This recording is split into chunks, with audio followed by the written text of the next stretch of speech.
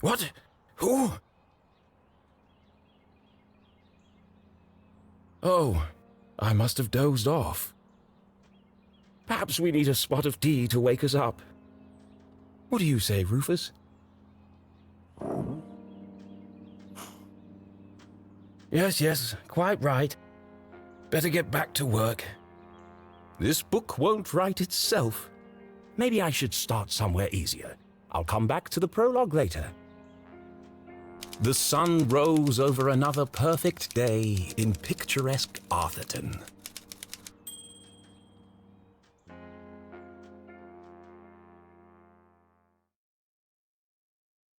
To the casual observer, Arthurton seemed like any other small, quiet town. It was nestled in a valley between two mountains, lined by lustrous forests, and perched on the edge of a pristine lake.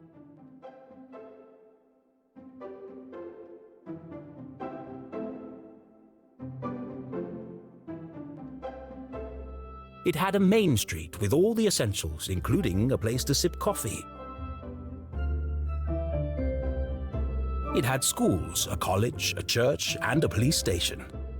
It even had a museum no one ever visited. It was the kind of place you might find anywhere on your travels. Typical, maybe even forgettable.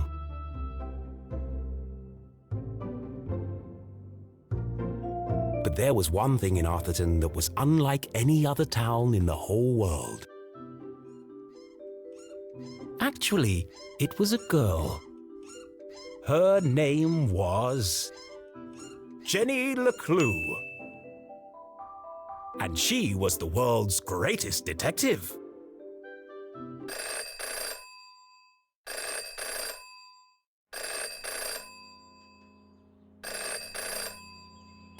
Finkelstein residence. Oh, hello, Glenda. Yes, he said he might ring.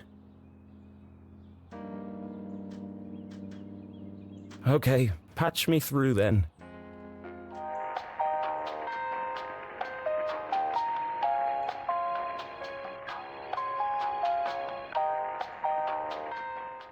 Richard?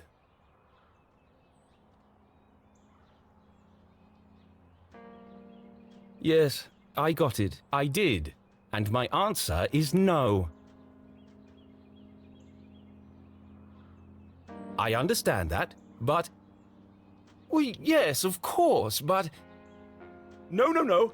Nothing is settled. I'm not going to do it.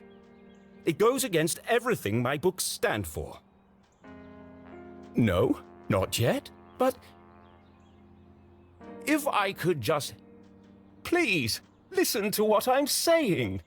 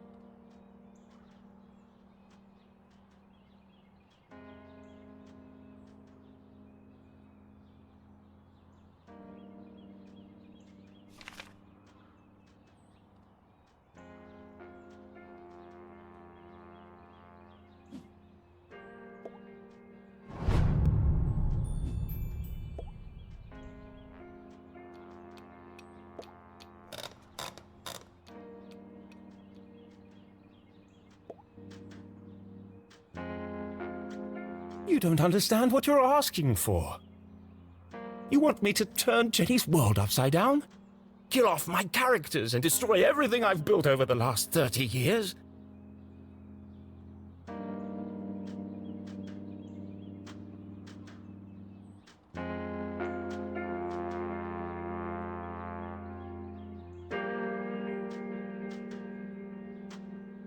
Fine. I'll give you what you want. But I warn you, I'm a stream of consciousness, and you have unleashed my fury.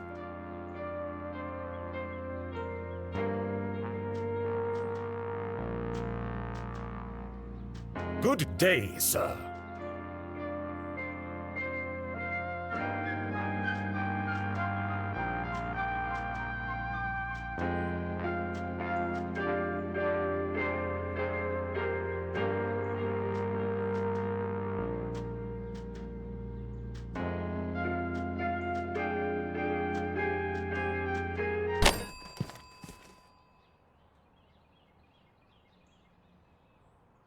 Boring? Predictable? Pah!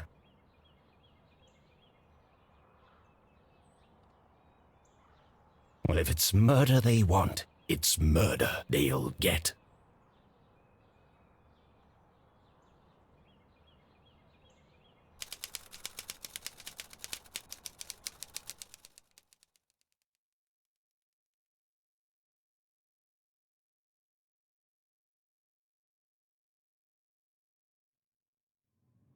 It should have been another perfect day in Arthurton.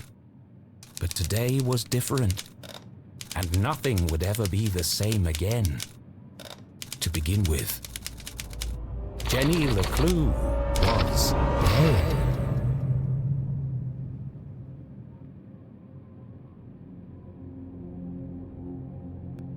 Her skin was pale.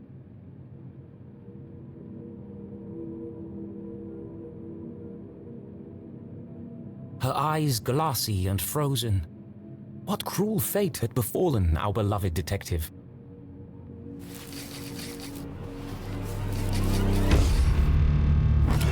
No, no, no! Never move the victim! Mrs. LeClue, she's doing it again. Jenny LeClue, You are a dead body. Dead bodies don't talk.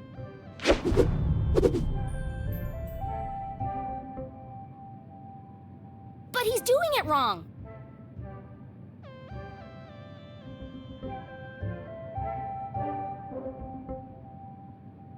As wonderful as it would be if all cadavers were so talkative, we must deduce the cause of death without their help. With only the evidence laid before us, we build a picture from the fragments left behind. We collect clues, interpret the data, and solve our puzzle one piece at a time, until it feels as if the victim is speaking to us.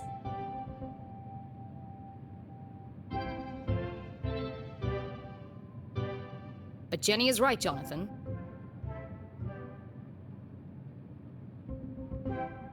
You mustn't disturb the crime scene. Vital evidence could be lost.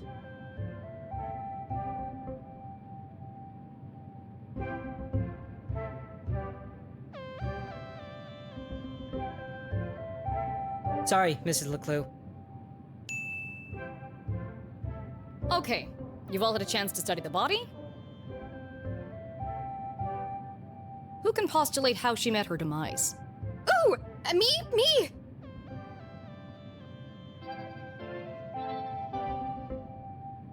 I think it was an accident?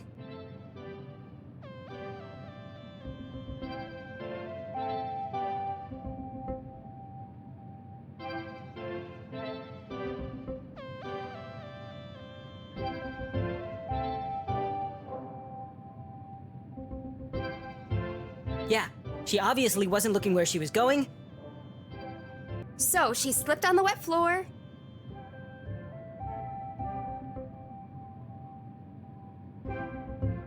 And cracked her head open. Like an egg.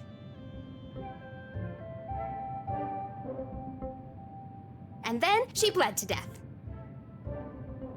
Really? How can you tell? Well, there's a giant pool of blood around her head.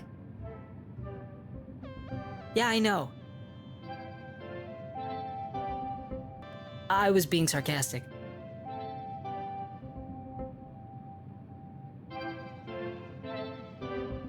Oh. Actually, you're both wrong. What? It was cold-blooded murder. Murder? Don't be ridiculous. Where's the murder weapon?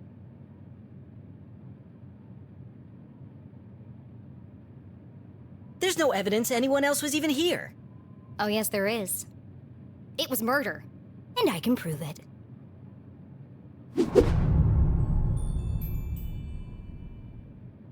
Jenny had read all the books.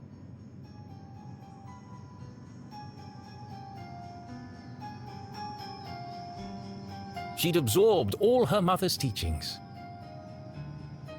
But there was nothing quite like getting your hands dirty. How many people get the chance to solve their own murder? The first step in any good deduction was collecting evidence. Seemingly insignificant details could provide a vital piece. First, I'll search the crime scene for clues. Then she'd analyze the data. And finally, Deduce the real cause of death.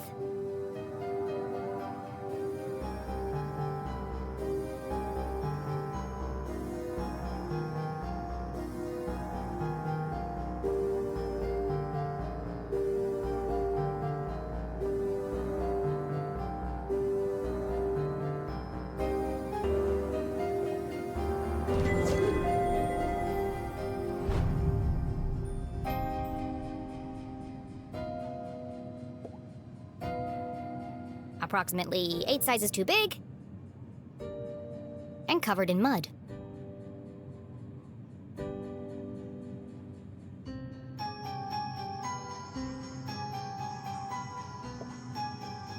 Jenny's blue sweater was scruffy and quite uncomfortable. But her grandmother had knitted it, and so it was her favorite. The more it itched, the closer she felt to her.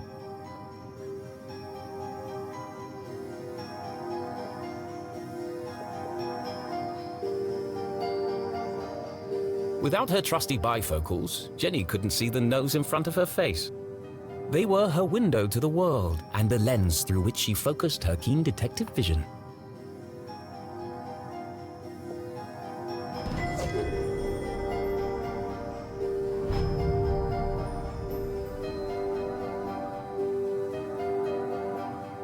There's no doubt the victim lost a lot of blood.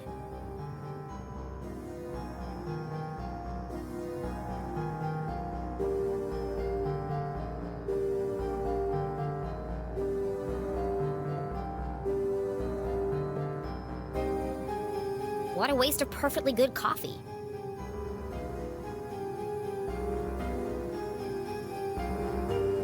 Jenny's love for coffee was almost as strong as her passion for crime solving.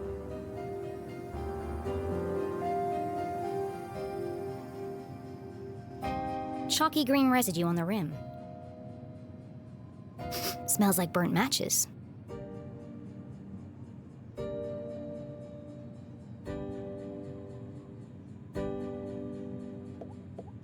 The floor is wet and slippery, but also immaculately clean.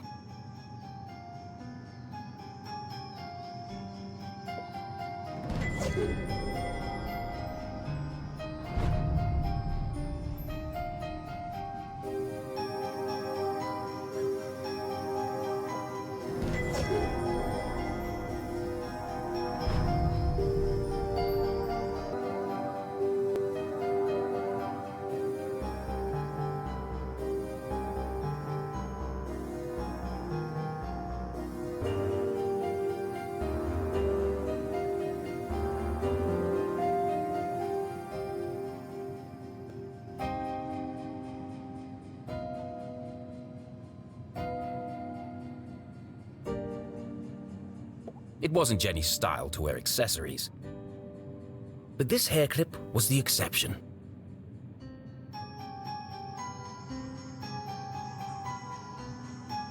Its function as a lockpick had saved Jenny from a long night trapped in her school locker. She'd worn it ever since.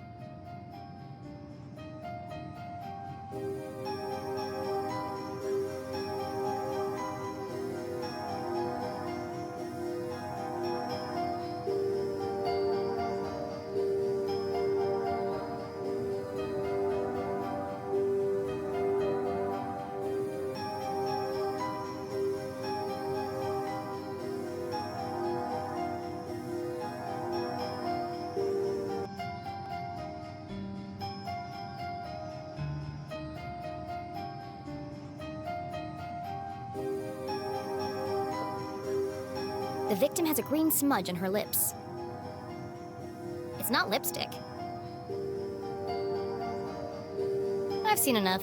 Time to wrap this case up. Jenny was a meticulous record keeper, noting every relevant clue in her trusty journal. A great detective knew that solving a mystery was simply a matter of connecting the dots. I'm certain this wasn't a mere accident. Now I just need to prove it. How do I know the victim didn't slip?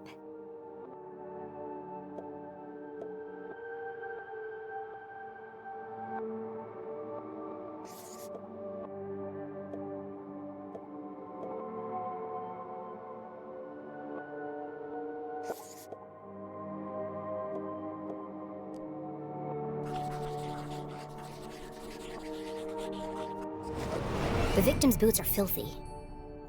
They should have left big muddy footprints on the floor. So where are they?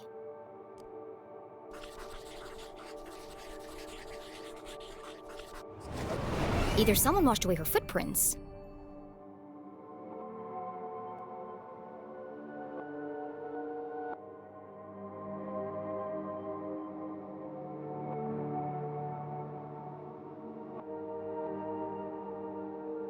or she was carried here.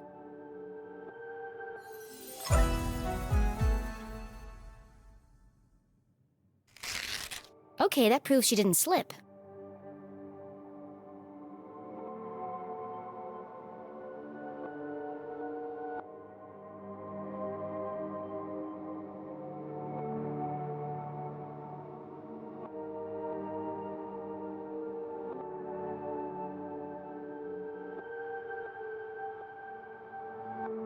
So how did she actually die? What was the real cause of death?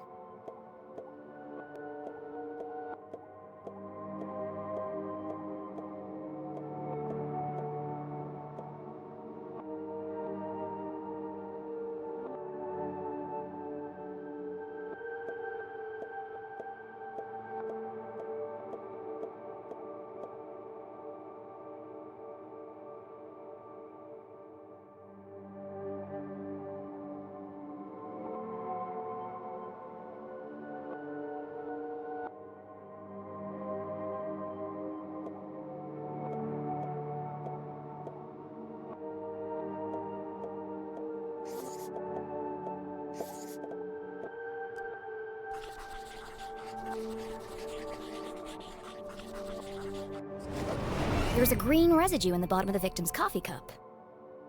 It smells of burnt matches. Phosphorus. Also found in common garden fertilizer.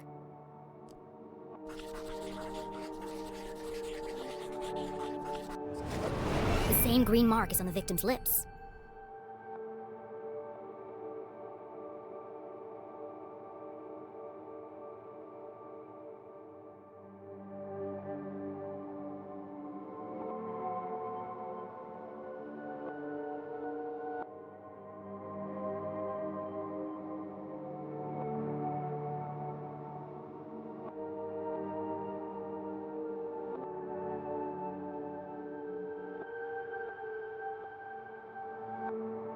Her coffee was spiked with fertilizer. Someone clearly wanted her dead.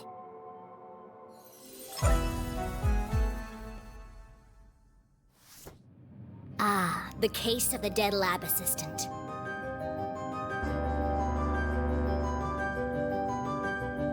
gone before her time.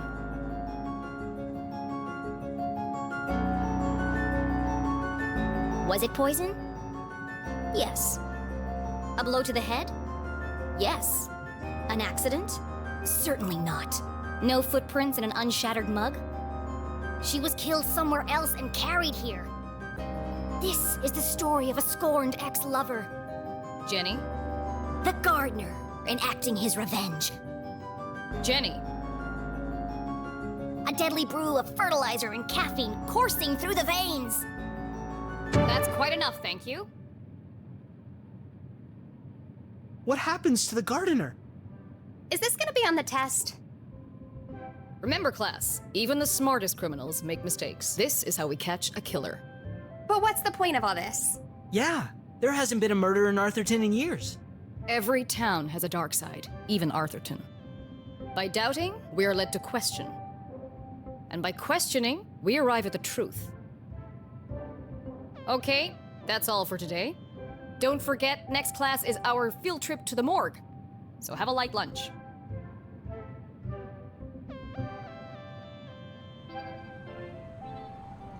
The students need to think for themselves, Jenny.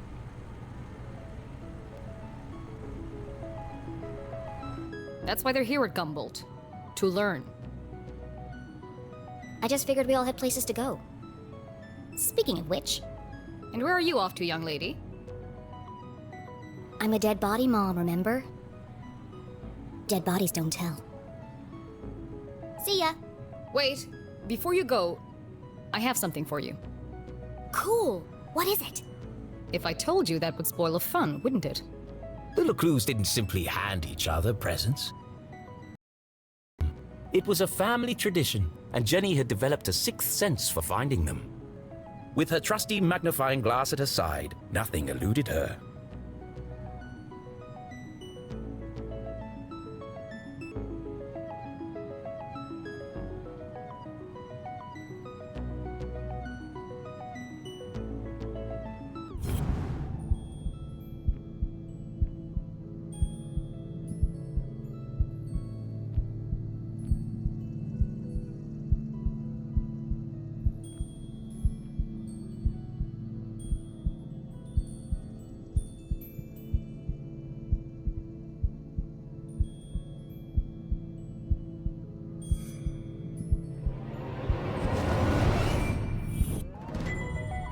A new journal.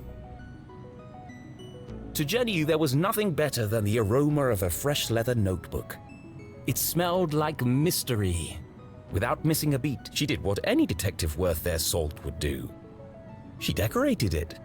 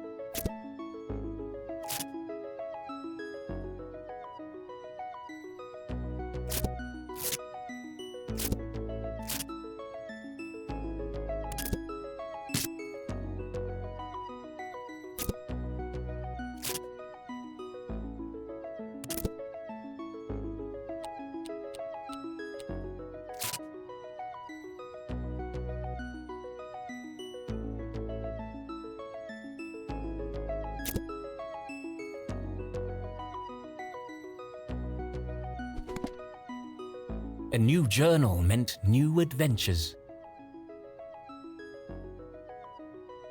She imagined all the thrilling cases that would soon fill its pages. And on the first page, her mother had written an inscription. A great detective never gives up. Love, Mom.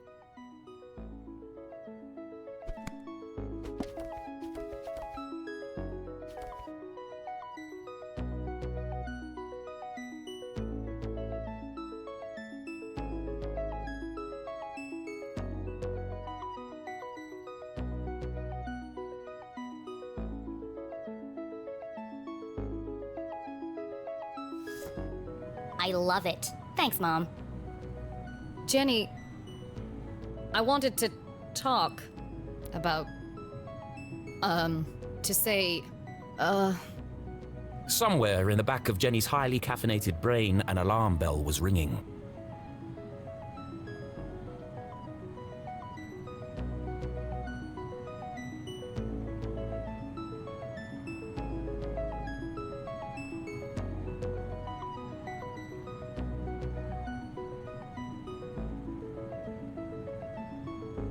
Her mum was hesitating.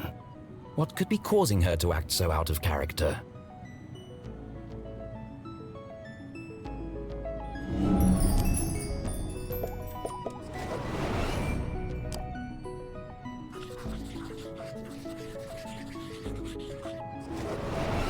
Crossed arms, furrowed brow.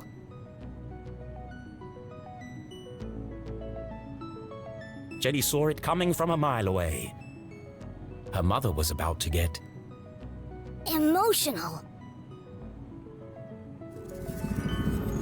I've really gotta go. no, Jenny, wait. I need your help. What? Really? Jenny couldn't believe her ears. It was extremely unusual for her mother to ask for help. It must be something very important. Tracing the steps of a deranged killer? A cold case that only someone with Jenny's expertise could solve?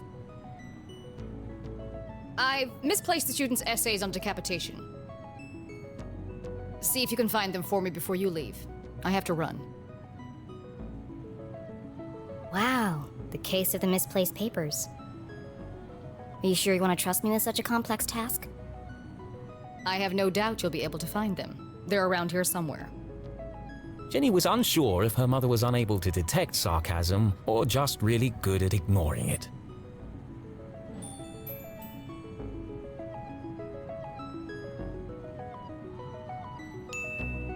Okay, Mom. I'll find them before I leave.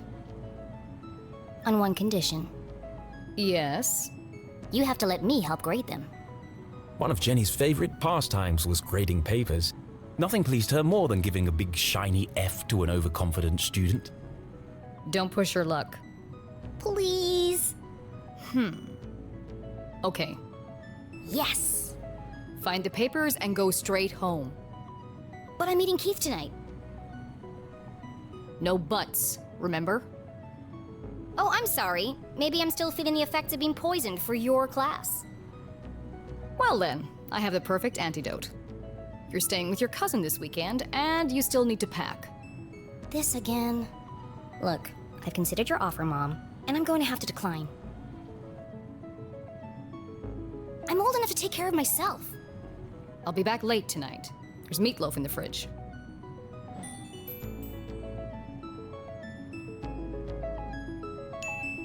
Late again? What are you up to? Jenny LeClue, it's been a difficult week. Could you please just do what you're told for once and stop asking questions? Fine. And try to stay out of trouble. When do I ever get into trouble?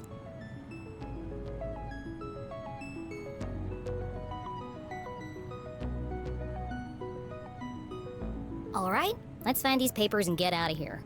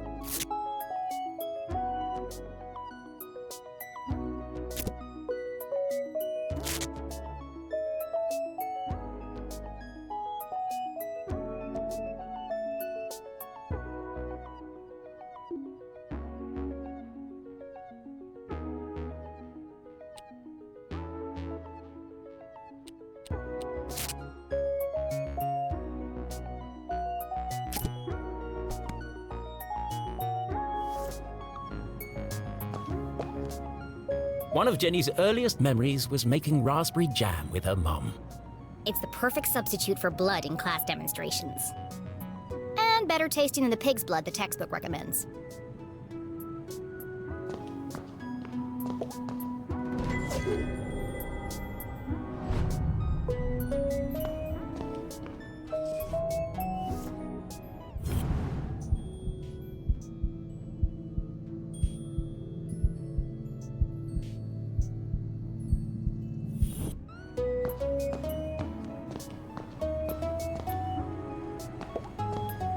Looking rather trim today, Ethan.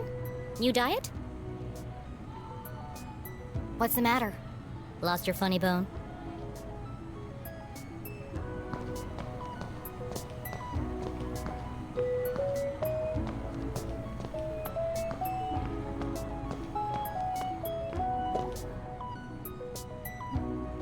Becoming a great detective took more than book smarts. You needed real-life experience.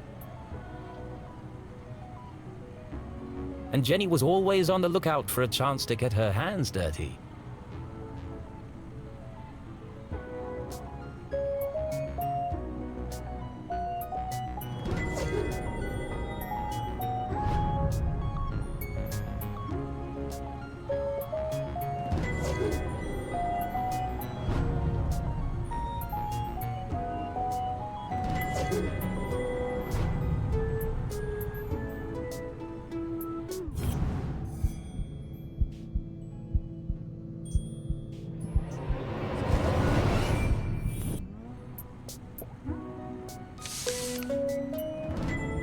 It's one of the students' term papers. You can tell by the terrible handwriting and erroneous conclusions. Mom must have put them behind the chalkboard.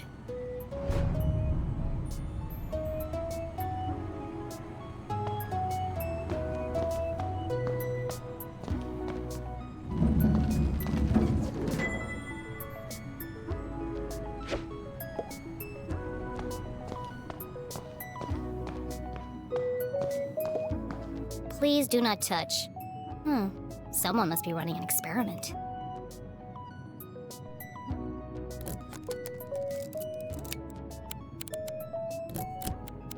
Gross. Pretty soon it's gonna sprout legs.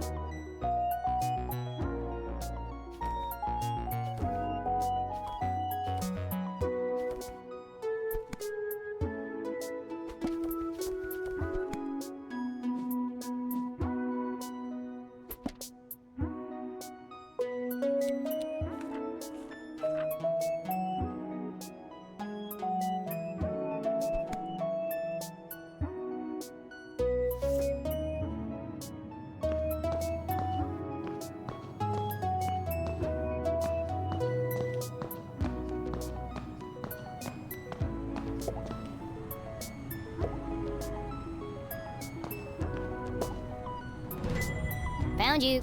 Time to get out of here.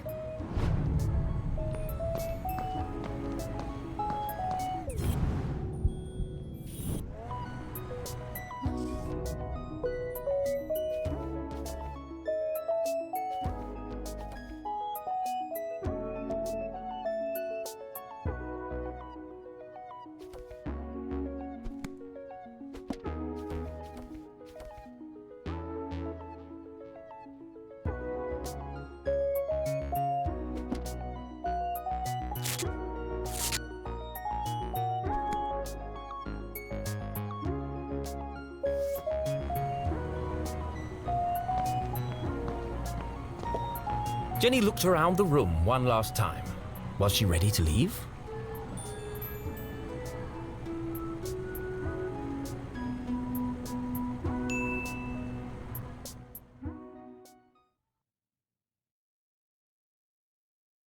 Okay, so she wasn't really dead. That would be silly. No, Jenny was alive and well and ready for another perfect day in Arthurton.